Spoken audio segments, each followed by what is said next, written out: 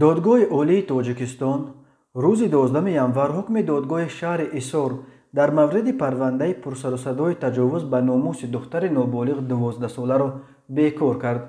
در این باره آزیا پلیس با تکیه به منبعش در دادگاه عالی خبر داد. دادگاه عالی این پرونده را برای تفتیش دوباره به دادستانی ایسار برگردانده است. دادگاه ایسار روز 9 دکامبر حسن‌الدین عبداللهیف ساکن 42 ساله دهه لوله‌نشین کوچه‌باغ را در تجاوز به ناموس دختر 12 ساله ایبدار دانست و به 5 سال زندان محکوم کرد، ولی بلافاصله نسبت به او از قانون عفو کار گرفته عبداللهیف را از تالار دادگاه آزاد کرد. این حکم نهایت سبک نسبت به تجاوزکار موج واکنش‌های منفی را به بار آورد.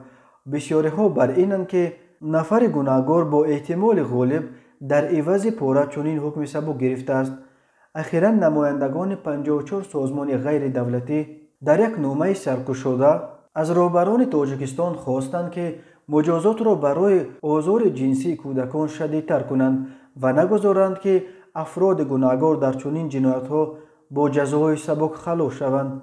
ماه اوگوست دادگاه نوع شاه منصور نیز خویشاوند یکی از نفران ثروتمند را که در تجاوز به ناموس یک دختر 14 ساله در خوابگاه تکستیل گناهکار دانسته شد همگی 3 سال زندان محکوم کرد. همین طور دادگاه ناحیه رودکی یک جوان متهم به حرکت‌های بداخلاقانه شهوانی نسبت به یک پسرچه 11 ساله را همگی به 160 ساعت کارهای اصلاحی محکوم کرد. خویشاوندان دختر نابالغ از ایسار که در سن 13 کودک به دنیا آورد با کمک سازمان‌های حامی حقوق از حکم دادگاه ایسار به دادگاه عالی شکایت بردند.